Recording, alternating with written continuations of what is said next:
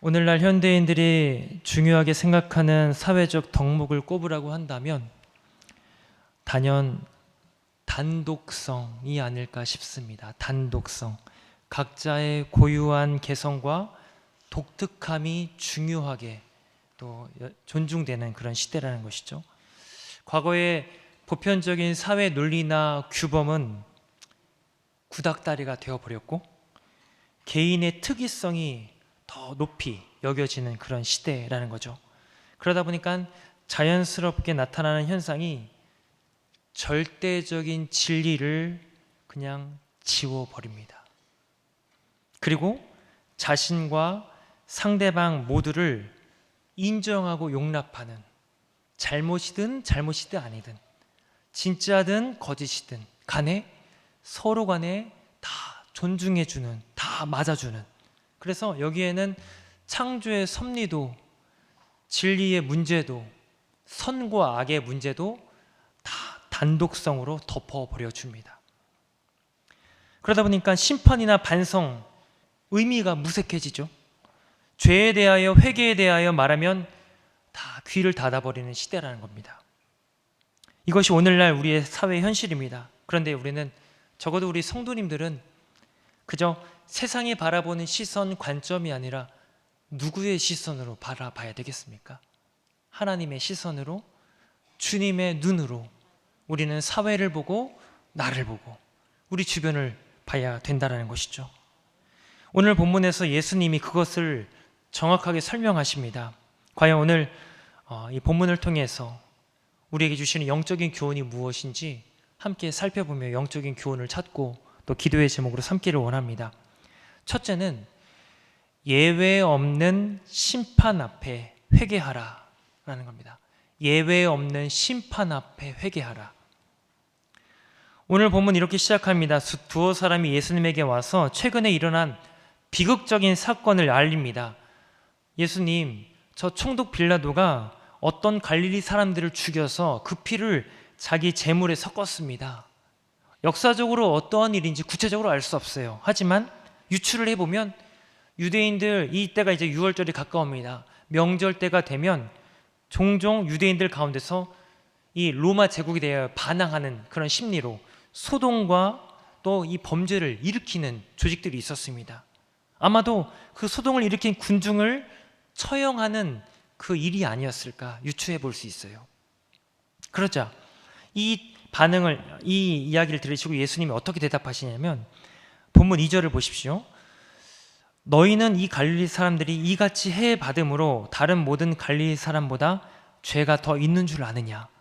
저 사람들이 더 죄를 지어서 죽은 줄 아느냐? 그게 아니라는 것이죠. 3절에서 너희에게 이르노니 아니라 너희도 만일 회개하지 아니하면 다 이와 같이 망하리라. 자, 갈릴리 사람만이 아닙니다. 이번에는 예루살렘 사람들에 대한 이야기도 있습니다. 예수님, 실로암 망대가 무너져서 18명이 죽었습니다. 그 이야기를 예수님이 알고 계세요. 거기에 대해서도 예수님이 뭐라고 대답하시냐면 5절입니다. 너희에게 이르노니 아니라 너희도 만일 회개하지 아니하면 다 이와 같이 망하리라. 여러분, 이 두 가지 사건, 갈릴리 사람들은 처형을 당하고 예루살렘 사람들은 재해를 당해서 죽어나가는 사건, 의미하는 바가 뭘까요? 심판에는 예외가 없다라는 겁니다. 갈릴리와 예루살렘, 아시듯이 이스라엘을 대표하는 지역들입니다. 그리고 2절과 3절과 4절, 5절, 여러분 눈으로 한번 보십시오. 보시면 반복되는 단어가 있습니다. 뭔지 아십니까? 2절에는 모든 갈릴리 사람, 그리고 4절에는 다른 모든 사람, 그리고 3절과 5절에는 다 이와 같이 망하리라. 다 이와 같이 망하리라. 다라고 하는 표현을 썼지만 모든이란 단어와 헬라어 원어가 똑같습니다. 그러니까 2절도 3절도 4절도 5절도 모두 심판받는다라는 것이죠. 모든 사람은 다 심판받을 죄인이라는 겁니다. 다시 말하면 언제든 죽을 수 있는 죄인이기 때문에 회개하여 하나님께 돌아오라라는 것입니다. 여러분, 오늘날 어떻습니까? 여기 나오는 내용과 같이 어떤 재해로 인하여서, 어떤 인재로 인하여서 비극적인 소식들이 여기저기서 들려옵니다. 매스컴을 통해서, 뉴스를 통해서. 여기에서 우리 보통 이런 일이 벌어졌을 때 우리는 그 책임을 누구에게 몰아갑니까? 전반적으로는 그 희생당한 사람에게, 저 사람 저렇게 죄를 지으니까 저렇게 벌을 받는 거야. 또는 저 사람 뭔가 큰 죄를 저질렀구나. 이렇게 희생자에게 우리는 그 시선을 몰아갑니다. 또는 외부로부터 이 나라의 법이 잘못됐어. 이러니까 계속 사건 사고가 나지. 뭐가 잘못해도 너 한참 잘못됐어. 이 나라에 대해서 그 책임을 몰아간단 말입니다. 근데 여러분, 오늘 예수님의 말씀은 그게 아니라는 거예요. 너희도 만일 회개하지 아니하면 다 이와 같이 망한다. 이런 사건 사고 앞에 누가 잘했고 잘못했고 누가 죄를 지었고 안 지었고가 아니라 내가 먼저 회개하지 않으면 너도 그와 같이 망한다는 겁니다. 회개하라는 것이죠. 결국 여러분, 모든 인간은 죄 때문에 죽을 수밖에 없습니다. 그들만 죄를 지었기 때문에? 아니요. 그들이 더 악하기 때문에? 아닙니다. 우리는 그래도 좀 낫지 않는가? 아니라는 얘기예요. 우리도 이렇게 교회에 오셔서 또 신앙인이라고 하는, 사실 그 가면 뒤에 숨겨진 아직도 해결하지 못한 죄, 주님 앞에 한 번도 회개한 적 없는 죄 있습니까? 없습니까? 내가 교회를 다니니까, 성경 읽고 기도를 하니까, 열심히 교회에서 봉사하고 헌신하니까 마치 우리는 예외인 양 착각하지 말라는 겁니다. 누구든지 간에 하나님 앞에 진심으로 회개하지 않고 돌아오지 않으면 저들과 똑같이 망한다는 거예요. 똑같이 망한다는 겁니다. 그래서 여러분, 우리는 날마다 살기 위하여 회개해야 됩니다. 회개해야 돼요. 우리를 죽이는 건 어떤 질병이 아닙니다. 어떤 사건 사고가 아니에요. 우리를 죽이는 건 죄예요, 죄. 그래서 날마다 주님 앞에 회개해야 되는 우리들의 모습이란 거죠. 여러분, 그럼 회개가 뭡니까? 회개는 내가 가던 길은 잘못된 길이고 하나님의 길이 옳은 길이다, 분명한 인식이 깨달아지는 것이 회개의 시작입니다. 전부가 아니에요. 그것과 함께, 그와 함께 내 삶에 죽어가던 자리에서 하나님의 길로 돌아서서 들어가는 결단까지 포함하는 것이 회개인 줄로 믿습니다. 사사기 2장에 보시면 복임이라고 하는 지명이 등장합니다. 그 지명에 얽힌 스토리를 같이 등장시켜요. 하나님께서 백성들에게 책망을 하십니다.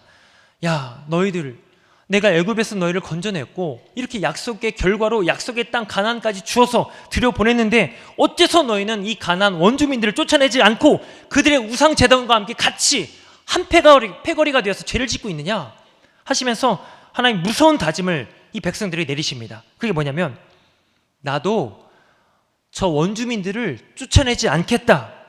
그리고 그들은 너희 옆구리에 가시가 될 것이고 올무가 될 것이다. 무서운 결단의 다짐을 하나님이 내리십니다. 그래서 백성들이 어떤 반응을 보이냐면, 사사기 2장 4절 들어보십시오.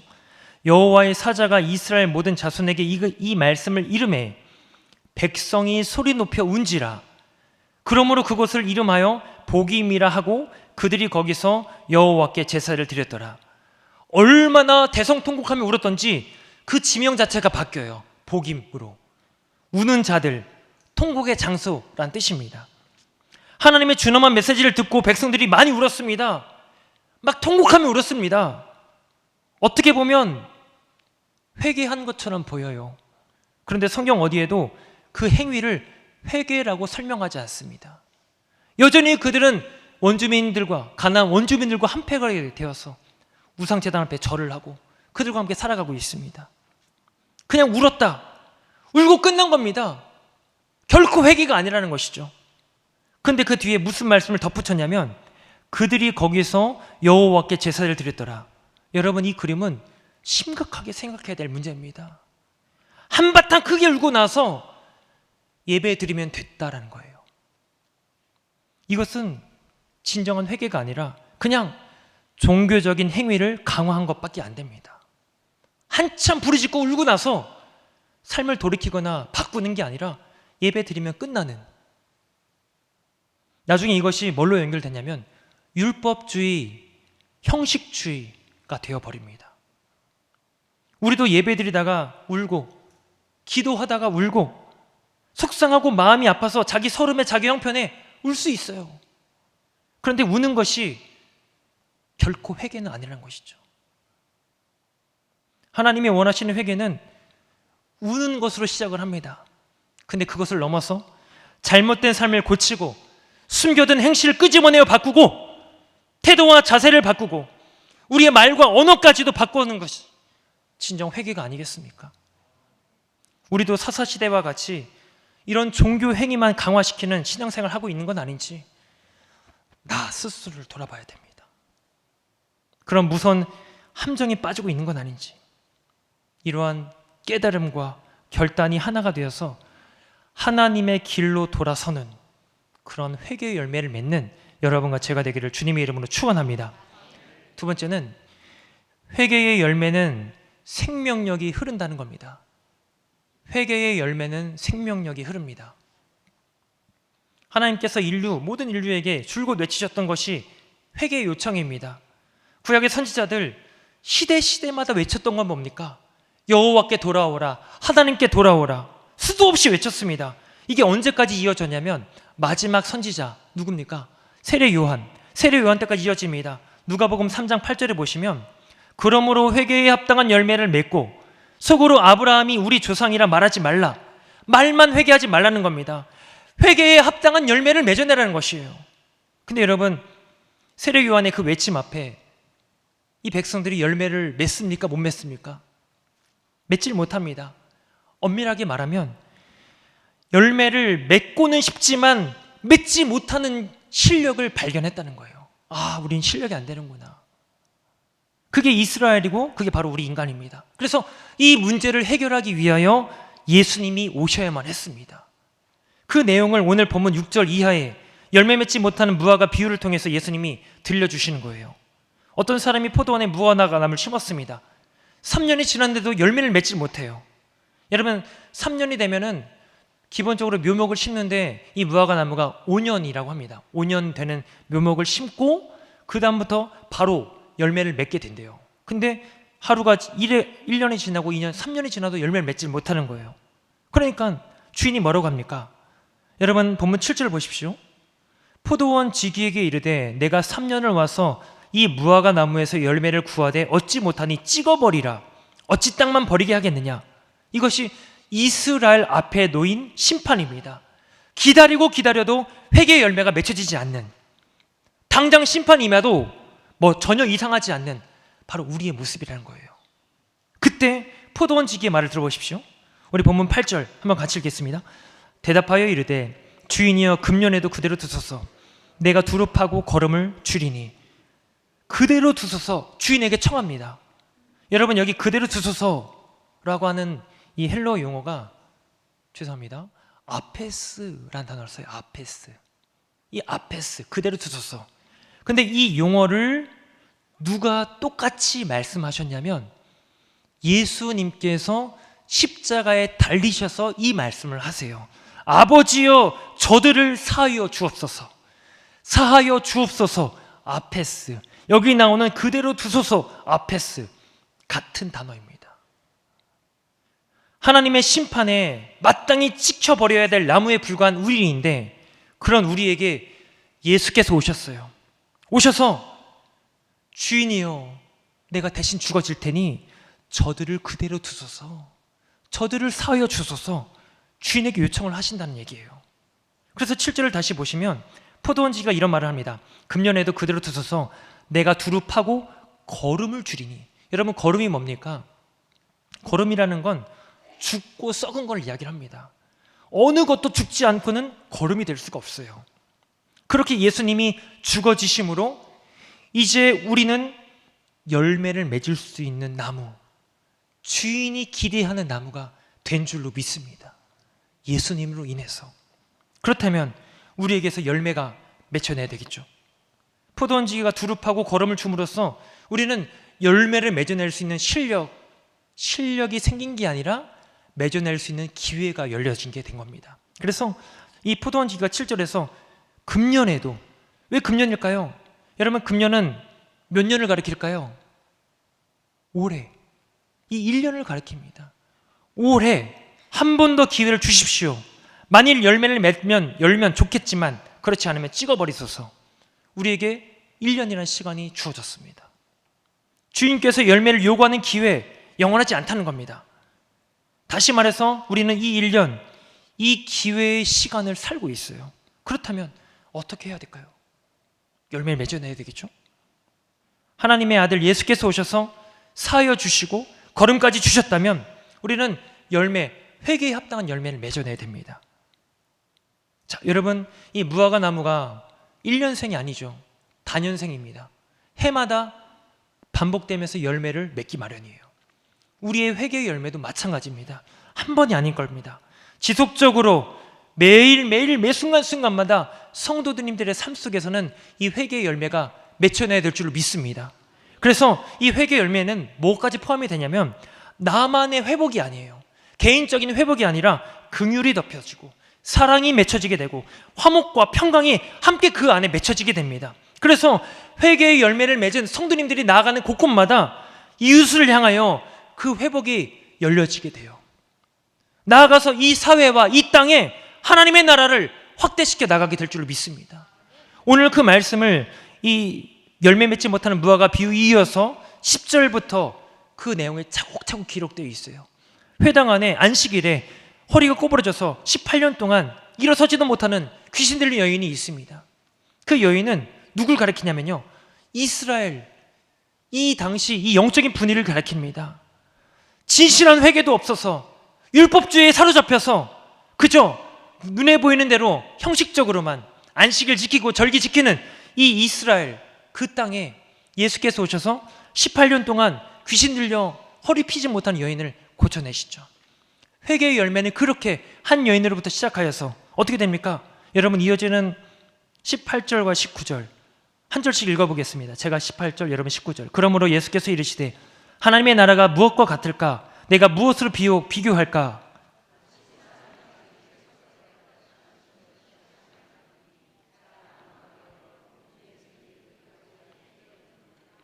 아멘.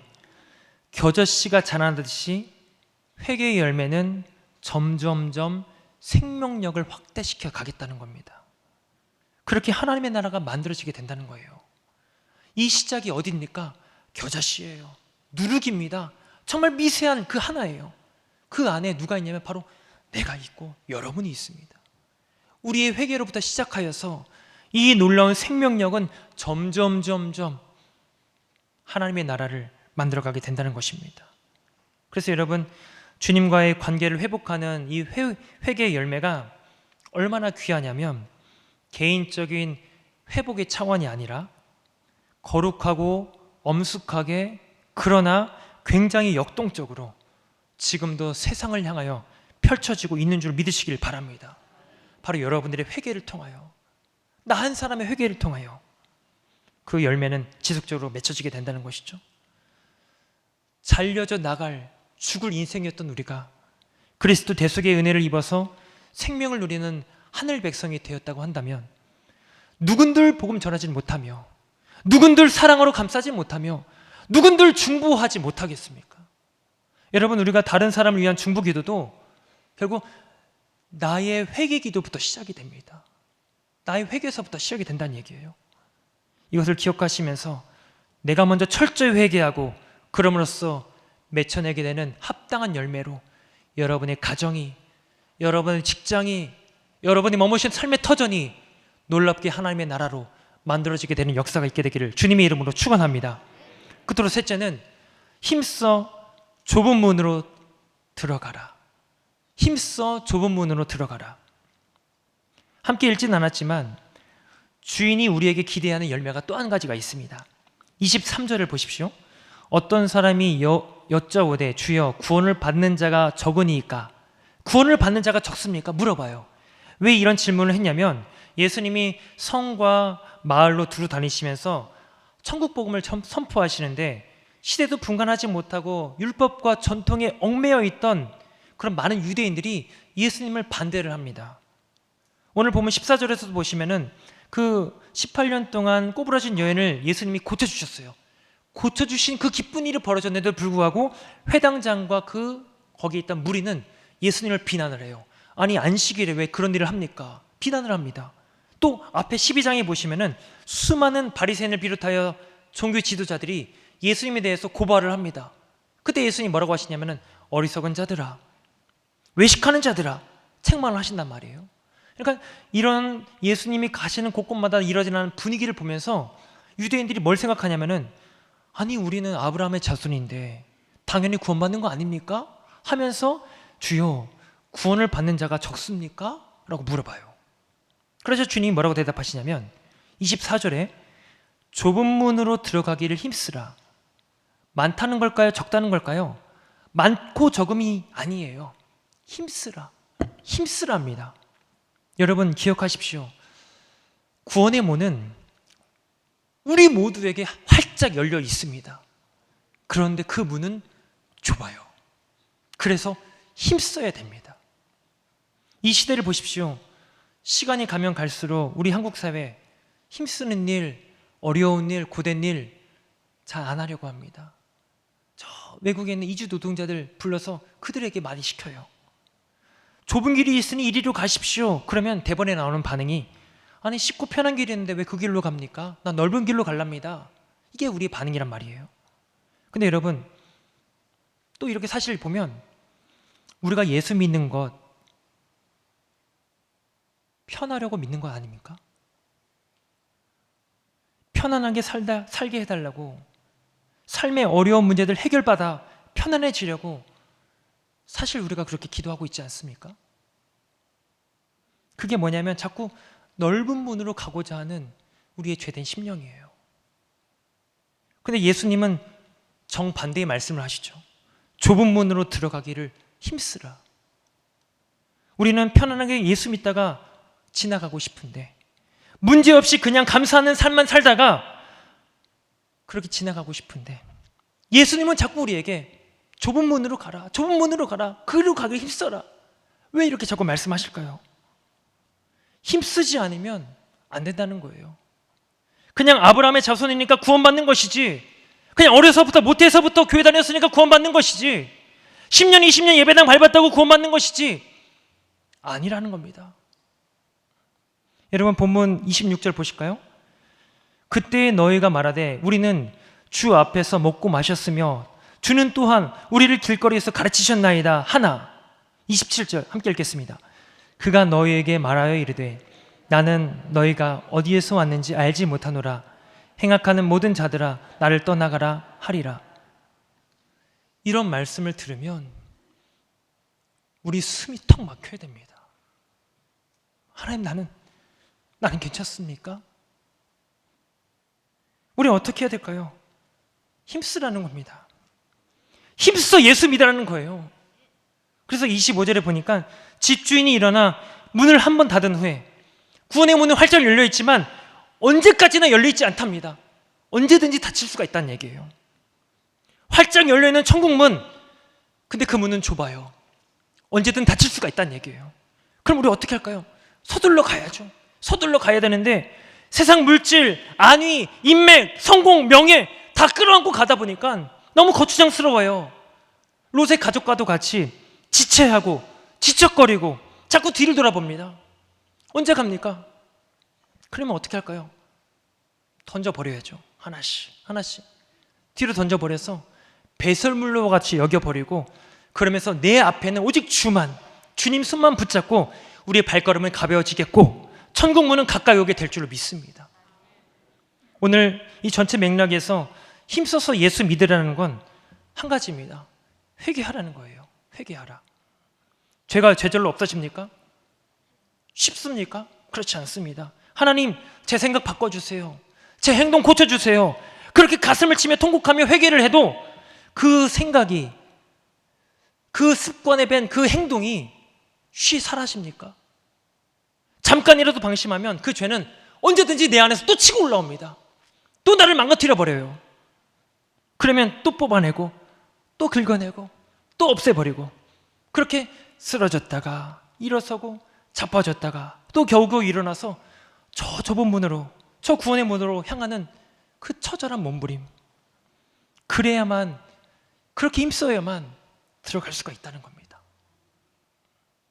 여기 힘쓰라라는 표현이 사실 그냥 힘 잘 쓰세요 이런 얘기가 아니라, 이 당시에는 운동선수가 시합을 할 때, 군인들이 전쟁을 치를 때 힘쓰라라는 이 표현을 자주 사용했습니다. 여러분, 선수가 시합을 준비하는데 이겨도 그만 저도 그만 설렁설렁 할까요? 아니죠. 이마에는 구슬땀이 매일매일 흐르고, 옷은 땀인지 물인지 항상 젖어 있어요. 손가락 발가락에는 구슬살이 배어가지고 덕지덕지 파스 붙이고 밴드 붙이고, 마침내 시합에 나가서 힘써서 이겨서 승리를 하면 그때 구원의 문에 들어가는 힘씀이 그 기쁨으로 오게 된다는 것이죠. 군인들이 전쟁터는 더합니다. 날마다 사느냐 죽느냐 생존의 기로에 놓여 있어요. 날라드는 탄알과 정말 쏟아지는 파편 속에서 여기가 깨지고 저기가 찢어지고 터지면서 피 흘리기까지 싸워내는, 그러다가 마침내 승리의 깃발을 쥐어잡고 승리의 함성을 지르면서 그 좁은 문으로 들어가 주님께서 우리에게 주시는, 승리자에게 주시는 이 생명의 관을 허락받게 된다는 것이죠. 그래서 천국에 가면 제대로 된 사람이 없을 것 같아요. 다 불고 다 피 흘리고 다 찢어지고, 그러나 그 속에서 즐겁게 웃으며 면류관을 쓰고 하나님과 영원한 삶을 살게 되는 그러한 기쁨, 그러한 모습이 오늘 여러분의 삶 속에서 일어나게 되기를 축복합니다. 사랑하는 여러분, 힘써 예수 믿으시길 바라요. 내 눈앞에는 오직 예수님만 남겨지도록 오늘도 회개하시고 힘쓰시고 생각을 바꾸고 행동을 바꾸고 습관을 고쳐서 회개에 합당한 열매를 맺어내는 여러분과 제가 되기를 주님의 이름으로 축원합니다. 기도하시겠습니다. 은혜로우신 하나님 아버지, 언제든 죽을 수밖에 없는 죄인임을 깨달아서 날마다 죄된 생각을 바꾸고 행실을 바꾸고 삶을 바꾸어 죽기로 돌아가는 저에 되게 하여 주시옵소서. 좁은 문, 곧 구원의 문으로 들어가도록 덕지덕지 붙어있던 것들 다 뒤로 던져버리고 오직 앞에 계신 예수만 바라보며 힘써 저 천국 문에 이르는 저희가 되게 하여 주시옵소서. 성령이 함께 하실 것을 믿사오며 예수 그리스도의 이름으로 기도하옵나이다. 아멘.